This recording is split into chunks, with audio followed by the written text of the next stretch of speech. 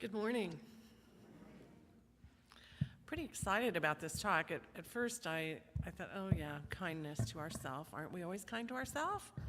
No, not always. And so this week I was telling several people, they said, well, what's your talk about? Kindness towards ourselves. And they said, oh, that feels so good. It's going to be nurturing, like wrapping ourselves in a warm blanket. And, we're all good people. And it's important to encourage us to be kinder to ourselves. Maybe being kind to yourself is having a nice massage, or going out to a special restaurant for dinner, or having an ice cream sundae.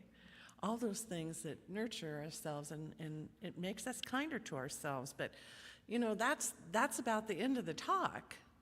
And so I'm going to go a little deeper this morning. I'm going to talk about our mind, drugs, and rock and roll. Now, I hope you don't mind. Our belief system is based on the science of mind, The Science of Our Mind by Dr. Ernest Holmes. And so I love to read a lot of other books, and what the Dalai Lama says. He says, when you let your mind be undisciplined like a rogue elephant, it's very dangerous. It can go in all different directions if you let your mind be undisciplined.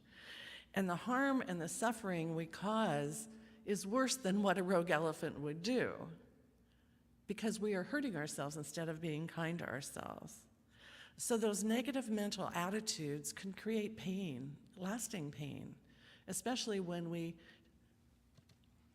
extrapolate those negative attitudes towards other people and hurt them. Sometimes our negative attitude triggers another attitude, triggers negative emotions, and it destroys inner peace. And that's where we're kind to ourselves, when we can find inner peace, because our most basic aspiration is to be happy. For centuries, people have searched for the great elixir of life, something that they would find deep within themselves, and they would always be happy, they would always be kind and gentle to themselves and other people. If we could just find that serenity pill, that prayer, that something that's outside of us. And so people create ceremonies and rituals and all kinds of ways to find that deeper space. And that helps, but it's temporary because it's from outside of ourselves. The spiritual path, as we teach it, is based on many spiritual practices, which includes meditation and other spiritual practices in prayer, contemplation. When we meditate, we're truly being kind to ourselves, truly being kind. Through meditation, we find a deeper sense of unity with God, a deeper love for life and the people around us, a deeper level of devotion to what this life is all about. It's here for a great reason. We're here for a great reason. And it helps us become less selfish. That's true kindness to ourselves. Some people think meditation is going to take us in a state of ecstasy. That's the drug, ecstasy. To shut off our mind and suspend it for a time. But meditation's beyond ecstasy. It's farther beyond that. It is the bridge between our mind and God, that higher plane of existence. It's that bridge that we build slowly with meditation. And it is a slow transformation. I don't know, I remember when I was in high school and took an algebra class, and I got the book and thought I got the teacher's book because the answers were in the back. Do you remember that? And you thought, okay, I got the answer, but I did not realize how long it would take me to find the answer by using math. It was a very slow transformation in my brain to get my brain to think in algebraic equations. I'm sure some of you had that same experience. I never took Algebra 102. It was just too much for me. But classes are a valuable way to raise our consciousness. And next month, as Charlie said, I'll be starting a class, and it's the old Science of Mind 101, the spiritual path, the basics. So I'll be doing that, and Sue's doing a spiritual development class, Eastern Bodies, Western Mind. Chris is jumping off into Joseph Campbell with Myth and Spirit. Great work by Joseph Campbell. And Diana's doing New Foundations, a deep study in our history. Marilyn's Path to Power is the nature of our personal power, understanding more of our personal power. And Reverend Pam, once again, is offering the Presence Process, which uncovers the most intimate relationship you will ever have with yourself. True kindness. Deepen that relationship with yourself. And Raymond Charles Barker is one of my favorite authors, and his book, The Power of Decision, is an awesome read. It's just very, very clear, and he's very clear. Unhappy people do not see themselves correctly. They distort their reasoning capacity with unhappiness. They want to change events and situations, but they don't want to change themselves. But the truth is, a changed experience can only happen to a changed individual. You're only going to get that right algebra answer if you change your thinking about algebraic equations and work through that. He says problems are to the mind what pain is to the body. And they're little warning signals. They're indications that something must be done in mind. Are you seeing it correctly? Are you thinking about it correctly? Do you have the whole scope of the problem? And so it's an inside job, resolving problems. It's an inside job. That's why classes are so important. That's why doing your spiritual practices is so important. So that brings us to drugs. Now, I'm not talking about aspirin or life-saving drugs. This book, I don't know how I ended up with it, The Science of Becoming Yourself. I've probably underlined half of every page in this book. It's just an amazing way of looking at yourself. And the chapter that I found most interesting is, do drugs expand our consciousness? Now, I didn't want to read that because I thought he would say yes. He's got a strange name. I thought he would say yes. He said no. Because I know several people, musicians, who say, you know, I created my best music when I was high on marijuana. I always thought, really? But then after a few years, they would say, you know, I used to think that, but now I'm not doing that, and man, the creativity is just flowing in me. And so right now, across the country, people, I don't know if they don't understand or they don't have enough research to say, taking all these opiates and all these drugs isn't going to make you happier.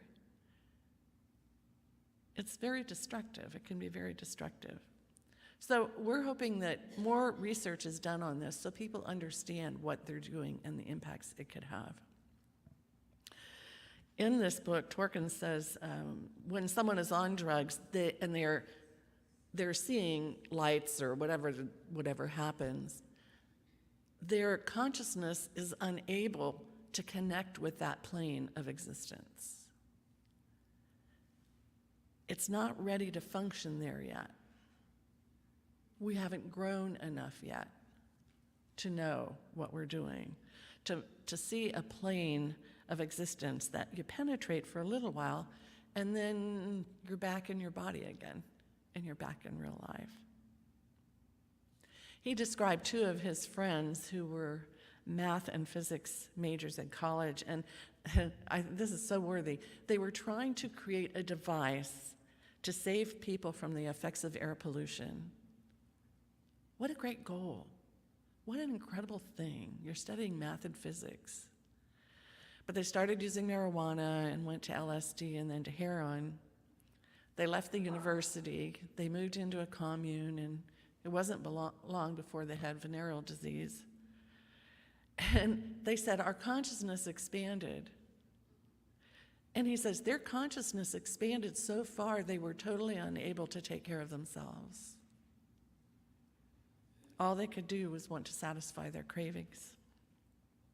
So people use drugs for a lot of reasons. And, you know, when you're in college and studying physics, you might have to have something to keep you up at night to study 24/7. But, you know, we just have to understand what we're doing with our body. Some people try to escape from a family situation, from a job. They just are so unhappy, they just want to get high and avoid what's happening in life. So drugs don't change our consciousness. They don't develop our consciousness, but they do affect our mind and our brain. They open that crack into this astral plane, and we don't really know what to do with that. You know, I love Ram Dass, and when he was at Harvard and into psychedelics, he wrote, one night he and Timothy Leary were into psychedelics, and it was just lights and music and all kinds of stuff, and he crawled over to the table and grabbed a pen, and he wrote down, "It's all God." Now that to me is hysterical, because we can figure that out real easy without having to go there. So drugs work on our brain's mechanism, and in this book he says it's like putting a little child on a wild horse and just letting it run. Because it stimulates some centers of the brain, but it slows down other centers of the brain, creating an energy imbalance in the body. It takes us out of focus with reality. It's very self-deceiving. You know, spiritual experiences don't create hallucinations, thank goodness. I know in spiritual experience, have seen my deceased aunt in my house or other people, but it's not a hallucination. I really believe their soul energy was there. But in order to make steady progress, there are many things that we are invited to do. Your spiritual practices every day, take classes, meet with people, like-minded people, talk about spirituality, talk about principles, talk about responsibility, creative activity. Because our goal should be independence from fear and doubt, and not dependence on drugs to cover up fear and doubt. I think that's a very strong line. Our goal should be independence from fear and doubt, not creating a dependence on drugs to escape from fear and doubt. We don't want to be controlled by outer conditions.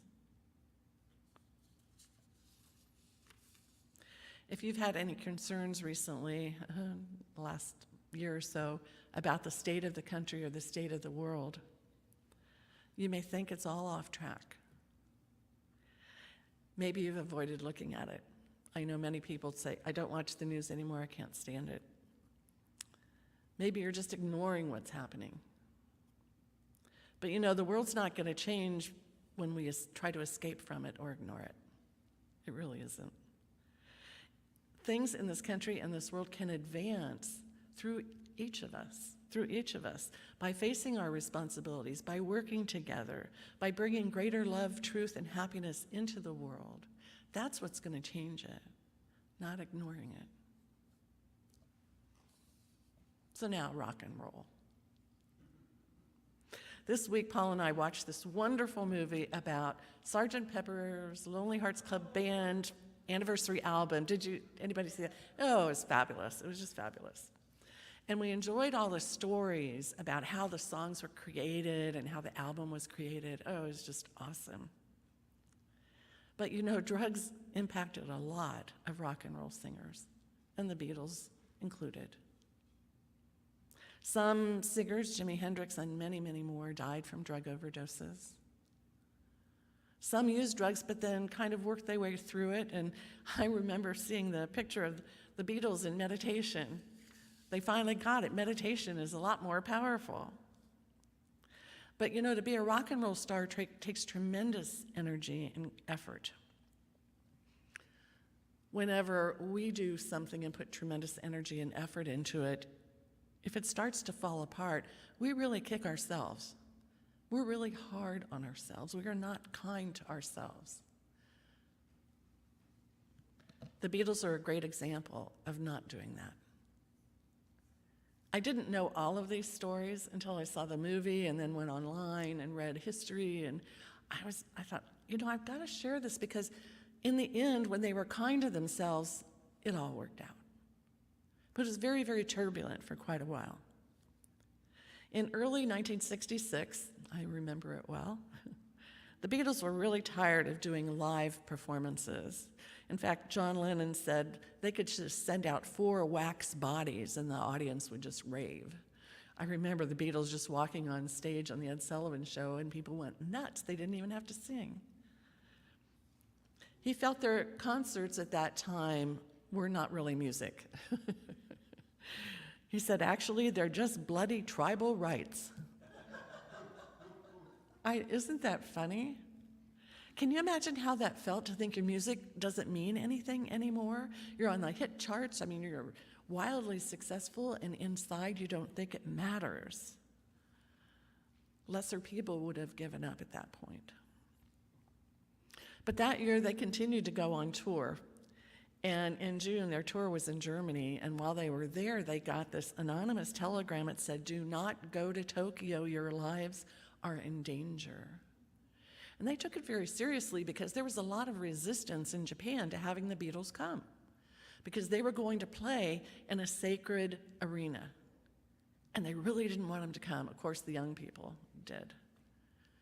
So they were very worried. So when they went to Japan, thousands of police were called in to protect them. And they took them around from their hotel to the arena in armored vehicles. That's 1966.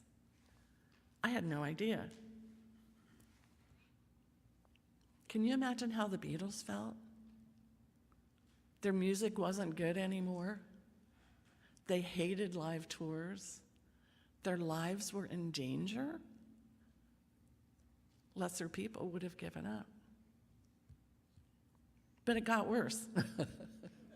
Oh dear. When they did their concerts in Japan, they did not expect the Japanese people to be so sweet. They expected raving, crazy young people screaming, crying. No, they sat quietly. And that's when the Beatles recognized their live performances were poor. They didn't realize how bad they sounded until people weren't screaming and covering up the sound. They returned home totally demoralized, exhausted. They called their concerts a charade. Boy, were they hard on themselves. How would you feel after something you've done for years and years and put your whole life into it was suddenly a charade? So rumors began to circulate that the group was going to break up. I remember that. Do you remember that? But instead, they took 3 months off. And they all went in different directions. 3 months later, on a return flight to London, Paul McCartney had this idea. An Edwardian-era marching military band. And all the music, that marching military. And he just had this idea, and it sparked something in them. And it eventually turned into Sgt. Pepper's Lonely Hearts Club Band. And when he wrote the song, he suggested to the rest of the Beatles, no more live tours. We're just going to have freedom to do this album the way we want it. Everything goes. Anything can happen. So they brought in a 40-piece orchestra. They added vaudeville, circus, music hall, Western classical, Indian classical. All of a sudden, Sgt. Pepper was almost a real band. And it was wild, and it was crazy.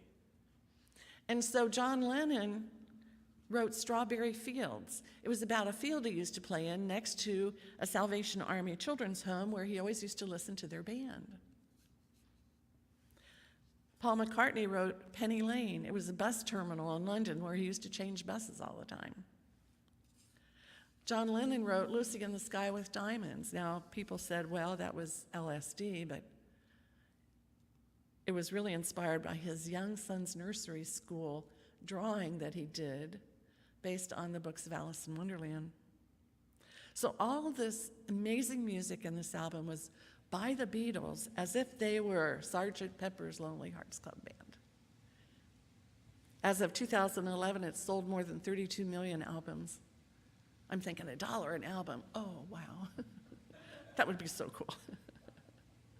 But it all hinged on the kindness they did to themselves to take that 3-month break. That was big when they were so demoralized. So what does all this mean to you? Whatever's happening in your life, you're greater than you think you are. You, in your mind, hold the key. to today, tomorrow, and the future. Because you are an infinite intelligent soul in an infinite intelligent universe. And you don't need drugs to take your authority away. You know, here you can use meditation, spiritual practices, books from the book sale. You can learn to be kind to yourself when you don't know what else to do. And if you need help with that, it's why we have prayer practitioners. They can see that truth for you. They can help you with that truth. So I invite you to begin today to be very, very kind to yourself. So let's set that in prayer.